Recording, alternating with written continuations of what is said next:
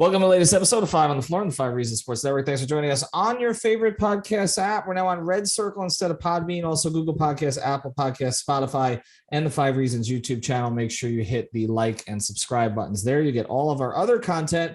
There are teams in South Florida that are winning right now. Check them out. Also, 5reasonsports.com, spell that one out. We do not have a paywall, and you get the latest articles from Brady Hawk and others, and the great sponsors of the 5 Reasons Sports Network. We're always sponsored here on the post game by Aggressive Insurance. That's our friend Lynette. Go to insurancebylynette.com.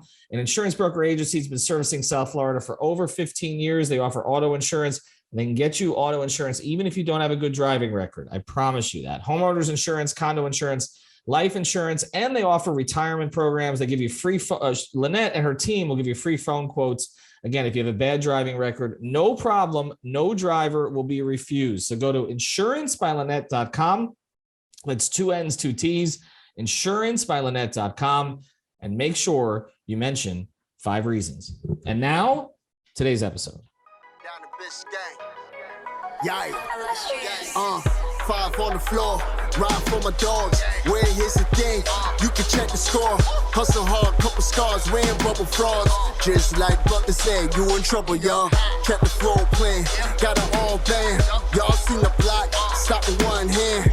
And Pat we trust, it's power, have the guts. We're here to bring the heat, y'all can hang it up. Welcome to 5 on the Floor, a daily insider show on the Miami Heat and the NBA, featuring Ethan Skolnick, Greg Sylvander, and Alex Toledo, plus others from the 5 Reasons Sports Network. All right, Ethan Skolnick back on 5 on the Floor. This is the latest post-split. Sometimes we do these on the YouTube channel. Today, we've actually got a hangover time on the YouTube channel, so make sure you check that out. I've got Alex Toledo. I've got Greg Sylvander, the floor plan. Another Miami Heat loss. They come back from a road trip, a total loss. They go 0-4 on the trip.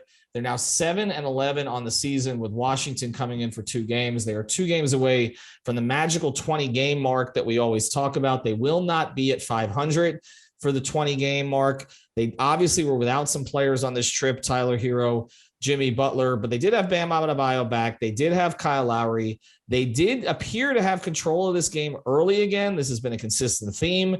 They lost control of the game by basically getting outscored by 20 in the third quarter, got it back with a strong start to the fourth, and fell apart again. And I'm going to start here with you, Alex, because Greg and I have kind of been beating this subject to death here for the past 4 days. But you said it before we came on. It's like they have it for moments. They cannot sustain it. And I know that Heat fans are upset about rotations and why is Jovic not playing in certain spots and why is there so much Highsmith and Jamal Cain closes tonight after not playing the other night. But it's just like they just don't do anything well consistently. And now we're starting to see some guys kind of break down. Like Max Strus, every shot is short. And he made a bunch of decisions and missed a bunch of shots in the last 2 minutes of this game that you can argue cost them the game. And he's been one of the guys that they've been able to rely upon. How do they dig themselves out of this mess? Is it just as simple as Jimmy and Tyler are back, or the problem's deeper? No, I mean, Jimmy and Tyler coming back doesn't fix everything, but it definitely helps a lot. Like, I just think these guys have been overextended without Jimmy and Tyler, and also Gabe, just not having another guard who you feel good about handling the ball, right? Like, it's good that they have Jovic and Bam who are competent ball handlers. Obviously, Bam has been doing this for a way longer time, but just in general, without Jimmy and Tyler, without their 2 best scorers, it's just too much for them to try to hold up on both ends of the floor for an entire game, especially when you start talking about everything that we have, gone over since the summer took place, where they're just outmatched, right? And you saw it on back-to-back nights with Minnesota and Cleveland, except tonight the difference was the Heat out-rebounded the Timberwolves by a good amount. That was the case at halftime, and it's still stuck. I was just looking at the numbers. I don't have the numbers right in front of me anymore, but it was like by 10 or something like that, right? So they did a good job there, especially, considering they were in the zone for most of the game. It's notoriously tough to not get out-rebounded when you're playing out of a zone, especially when you're the smaller team like the Heat were.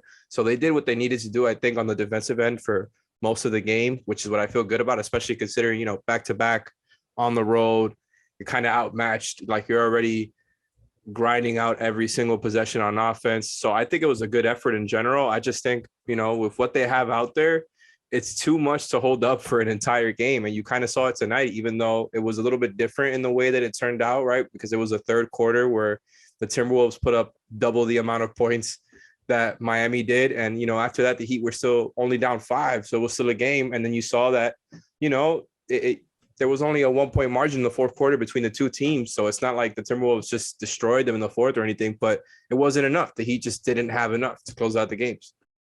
Yeah, we always talk, Greg, about them having enough, right? And we talk, we got the ESPN thing always goes on me here. We always talk about them having enough, right? And we always talk about their undrafted guys, right? Their finds who play really well. But now we've watched this, and the random scrub Heat killer thing has completely taken off again. The other night, Dwayne Washington Jr., who was let go essentially so that Indiana could bring in DeAndre Ayton, which didn't end up working out. So they lost him for nothing. Had 19 in the first half against Miami. And then tonight, who was it tonight? Tonight was Circle K, Sam Cassell, Jordan McLaughlin, I think. He does this every time. He does this every time at this point. It's like the McLaughlin report. I mean, that's too. He does this every year. It's like an annual thing. He just goes off against. I don't remember this human. It's either him or Naz Reid who always kills the Heat. No, it's usually Naz Reid. I'm used to the Naz Reid thing, Alex. But I mean, tonight, okay, Rudy Gobert kept the Heat in the game. Okay. By the way, he's not worth 1 first-round pick. They gave up what, 5? Oh, come on. He's not worth 1 first-round pick. Stop it. Can we laugh at the Timberwolves at least for a couple seconds? That roster, that team, the vibe around that team, good luck with all that. The Heat have their problems, but damn, I'm happy that we're not the Timberwolves. Right. Well, they're not going anywhere. You're right, because they're so much less than the sum of their parts should be. But deep into the fourth quarter, Rudy Gobert and D'Angelo Russell, who is not a point guard, did not have a field goal, and the Heat were down 6. Okay. These are 2 of their 4 front end players, and the Heat were down 6. And I know Rudy's not a scorer by nature, but that is what Russell came in as, right? And then Miami just made mistake after mistake at the end. Strus putting Gobert on the line, that just cannot happen. And this is what happens when your players start to get extended. Max is making mistakes that he didn't make last year. He looks exhausted. Okay. This is not, look, we can make excuses for everybody. Look, Kyle Lowry at one point tonight, he played, I thought, big down the stretch defensively. Okay. And we should give him credit for that. But at one point in the game, you're talking about a starting point guard without having Jimmy, without having Tyler, and he had as many turnovers as field goals. He had 4 turnovers and 4 field goals. That's just not good enough. Okay. Again, but he's a $28 million player. Max Strus is being asked to do things that they were not expecting to have to ask Max Strus to do. And now you're seeing it where every single shot is short. Every one. It's not just the way he's being guarded. He is gassed. This role is, it's just like the Martin thing. He's taking a lot more shots too. Right, but being asked to do something that he cannot do at this stage. And I know that the Heat front office is going to push back on me with, well, when we get healthy and we have everybody together. There were problems with this team when everybody or virtually everybody was healthy. Now it's just compounded because you have players doing things that they're not supposed to be doing on this team. And I don't know necessarily that once everybody is back, that, Greg, everybody just goes back to comfortable roles and it looks good again. It looks to me like some guys in this team have lost confidence. And there's other guys in this team who are just doing things I never want to see again. I don't care that Dwayne Dedmon is shooting in the 40s from 3 or whatever. Stop. Okay. Yeah. No, you're so right. This is the thing. These games where they're shorthanded and they put up tough fights, I can actually live with those in most seasons. Truthfully, even a 4-game trip where you lose them all, but you have a couple that you're close and you play, but you're only playing 8 guys or 7 guys and you don't have Jimmy and Tyler.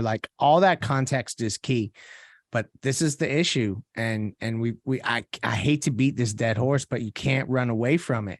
They are now 4 games in the loss column behind the leader in their division. Not talking about playoff standings or anything like that. In the little old Southeast division, And then on top of that, they're just in a situation where you are now getting to that point where usually when you're, I don't know, like let's say 3-4 games back in the loss column, you're like, okay, well, if we have a good couple weeks of basketball, we're right back in the thick of this. Well, unfortunately, they are now in a spot where in the next 3-4 weeks, if they don't turn things around, you can't go into the new year 9 games out of the 3 seed and like be talking yourself into contender status. Like you can't drift that far back, I guess is what I'm getting at. And now they're at that spot where they literally like they're stuck. They got to play great basketball in order to not continue to slide. Right. But what makes us think they're going to play great basketball? Like how many quarters of great basketball have they played? Okay. We're not including the overtimes. What if they've had 1 overtime, right? Is that it? Okay. Just the one the other night. So not including the overtimes, they are now 18 games in the season. They've played 72 quarters. How many quarters of great basketball have they played?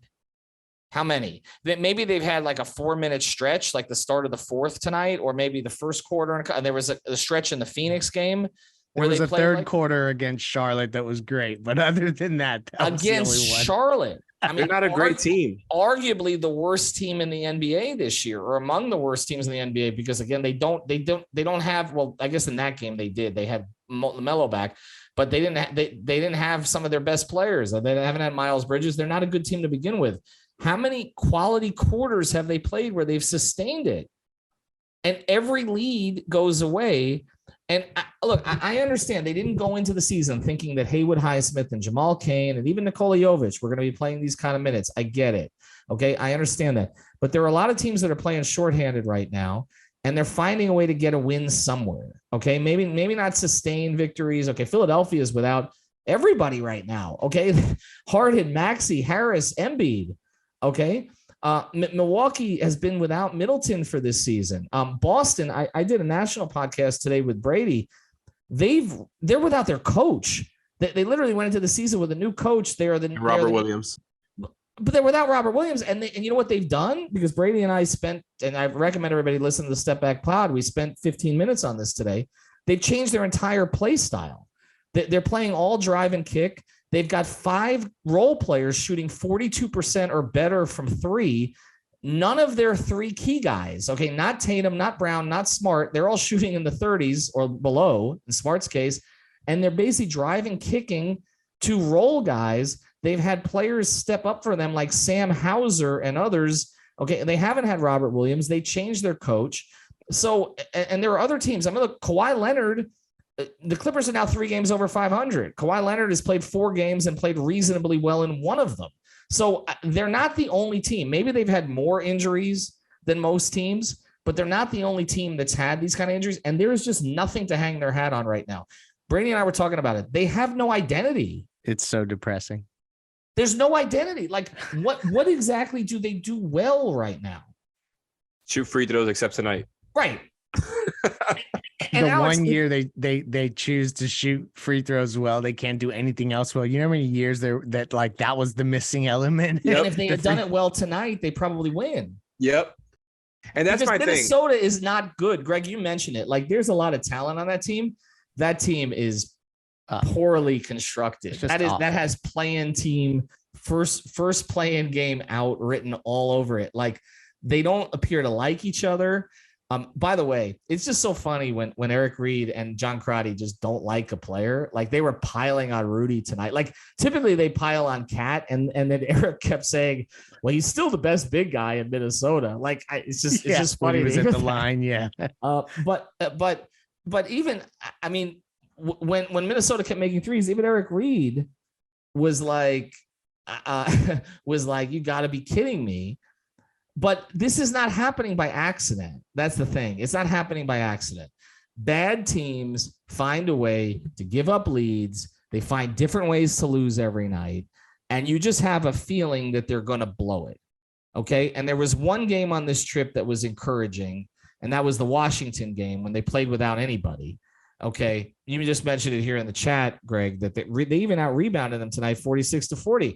Caleb had a couple of key rebounds. I thought Bam did a pretty good job getting to the boards, but it's just at some point the levee always breaks. And I They think did what they needed to do to win. They ended up not making enough shots towards the end of the game, and just in general, like they ended up shooting, what was it, 39% from the field, 29 from three.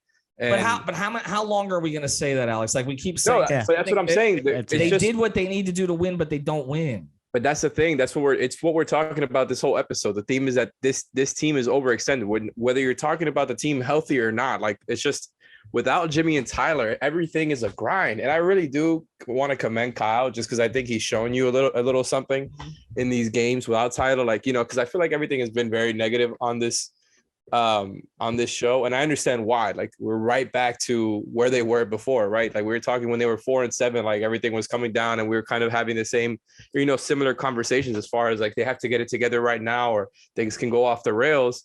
And I think it's just like, you know, Kyle has done a good job, I think, doing everything on offense, because really he's the only one that they can get offense through other than Bam sometimes, but he is the one doing everything. And I feel like, you know, tonight he gave you a little bit of everything. He got you 11 free throw attempts, even though Ethan slandered his field goals made versus turnovers. By the way, it was 5-4. I don't know if that makes a difference for you, Ethan, but you know, he also gave you 3 steals, 2 blocks. And I think 2 out of these 3 games, the past 3 games, like it's just the effort not coming through and, you know, not being able to close it out. Like that's what it came down to. And this team with or without like Jimmy and Tyler, they just don't have enough. And that's what I think it comes down to.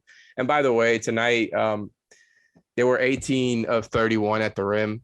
They were like, I think 11 of 38 from 3. Like, oh my God, the legs are not there. The legs are not there. Yeah.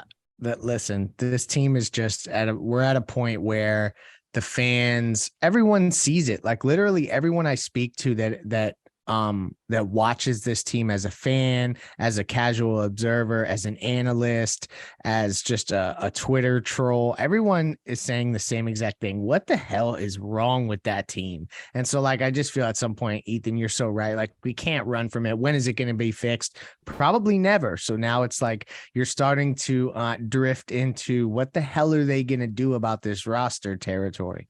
Yeah, well, we're going to get into a little of that. That's the silver lining, right? They're probably going to do something after the stretch. I don't think they can. That's the thing. And I'm not sure. I'm not even sure that it's wise. We'll get to that after the break. Before we do, I'll tell you about another sponsor of the 5 Reasons Sports Network.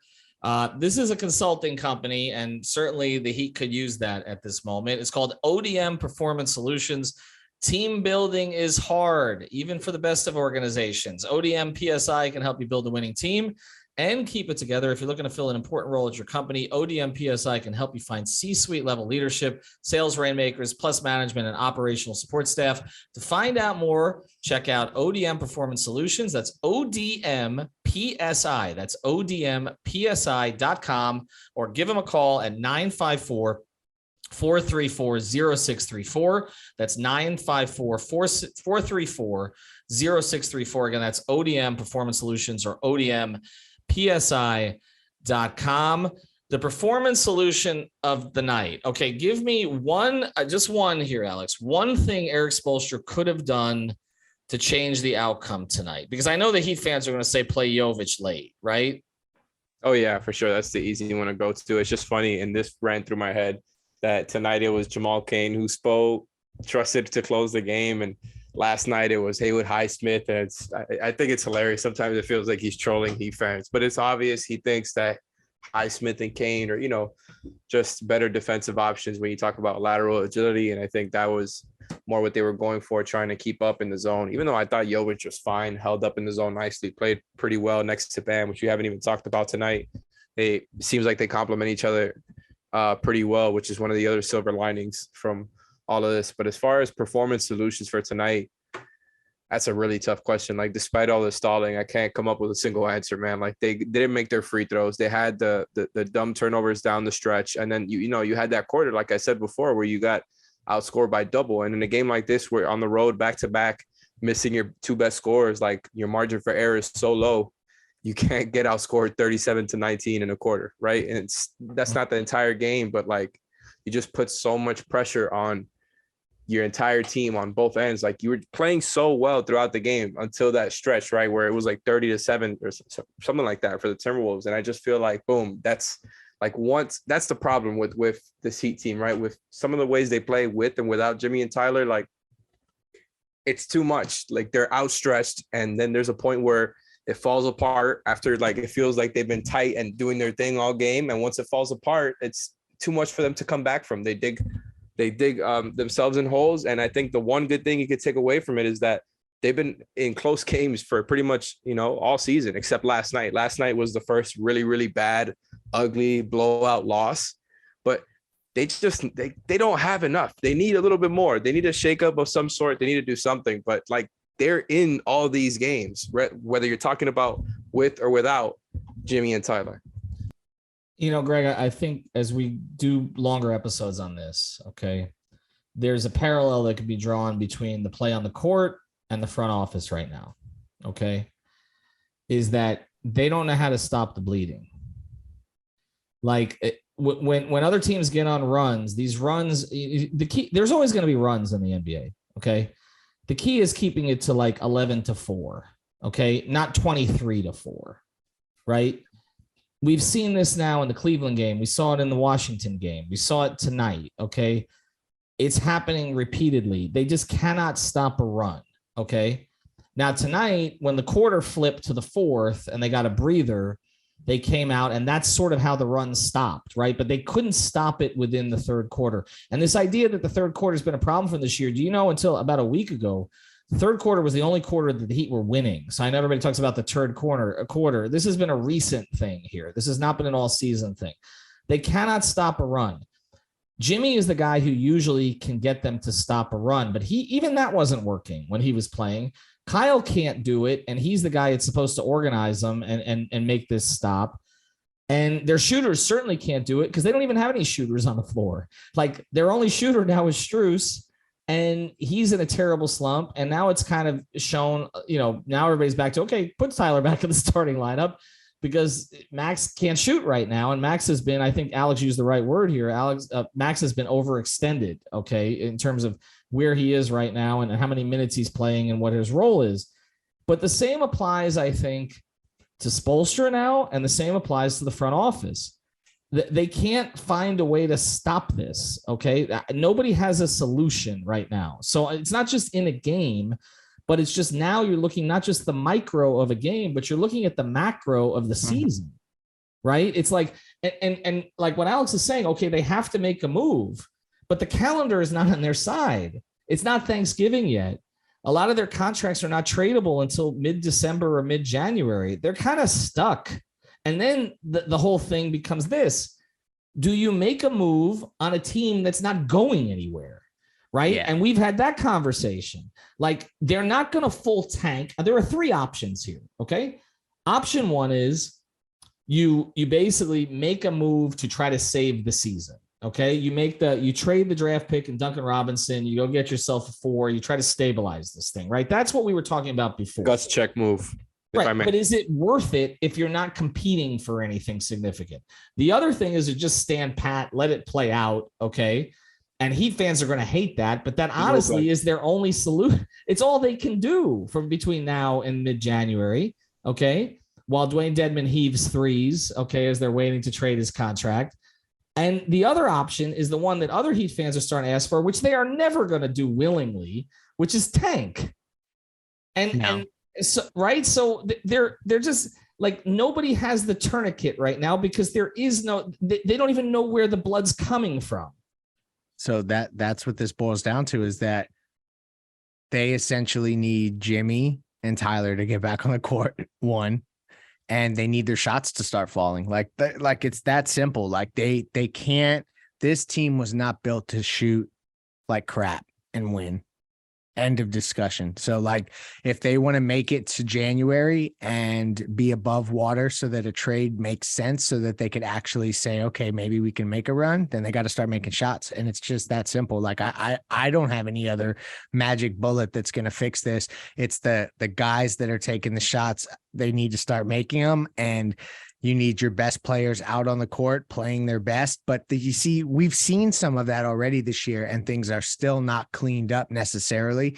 So then you just start to think about, did you max out this roster, and have you reached a point? Because you never know when you reach that point, when everyone's looking around in the locker room and they're like, well, this group ain't getting it done. And Ethan, you've talked about like the last time the Knicks beat the Heat, and like Alonzo and PJ looked around and they knew like that group wasn't coming back. Like it's not to that point. I'm not trying to be dramatic, but there is something to be said for them looking around and being like, we're 10 games below 500. Are you serious? Like, this is not, you're not going to trade a draft pick in Duncan Robinson and fix this.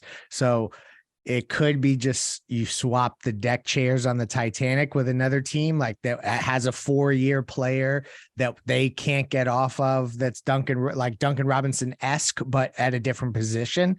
And people aren't going to love that either. So to your point, I don't see anything other than picking a direction.